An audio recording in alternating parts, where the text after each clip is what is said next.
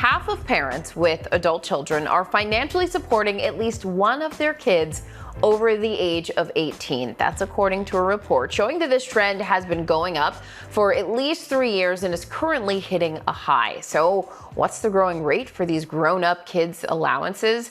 Gen Z is receiving $1,800 on average a month compared to just over $800 for millennials. But in this economy, how can you prepare yourself for this? And should you be saving for your kids' adulthood now? Emma Burleigh is a reporter for Fortune and joins me live to break down these fraught family finances. Emma, thanks for being with us. I'm fascinated by this topic and should probably be asking my mom for a little bit of an allowance too.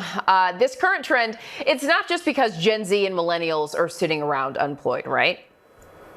Right. This is a huge topic right now. I think a lot of people are surprised at how many adult Gen Zers and millennials are still being bankrolled by their parents.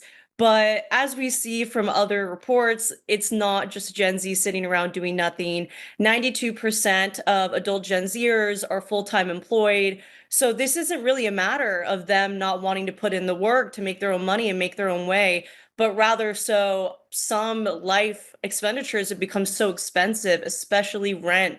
Wage increases have just simply not caught up with the cost of living, especially with mortgages and renting an apartment. So it's just a huge financial burden on them right now. So parents are stepping up to help ease that burden. Right. And I mean, I made the joke about asking my parents for an allowance, but in all seriousness, this is a reflection of where the economy is compared to where a lot of wages are for these people who are not, probably wouldn't choose to be getting an allowance. So the question I want to know is, where is the money going?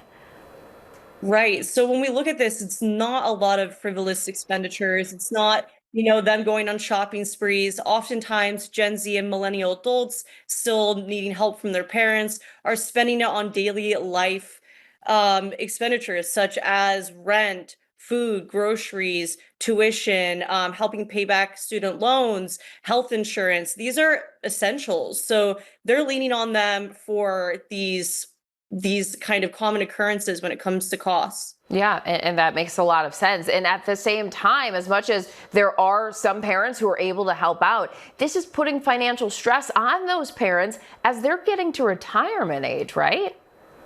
Right. So this has become actually a huge burden on working parents. We're seeing that working parents are spending more than 2 times more on their adult children than they are putting money into their own retirement and savings accounts. And that's creating huge financial pressure. We're seeing that more than half of parents have sacrificed their own financial well-being in order to support their kids. And they're kind of coming to a certain end with it, More than half of parents are looking to stop subsidizing their Gen Z and millennial children's lifestyles, especially with many curtailing their money for the next 2 years.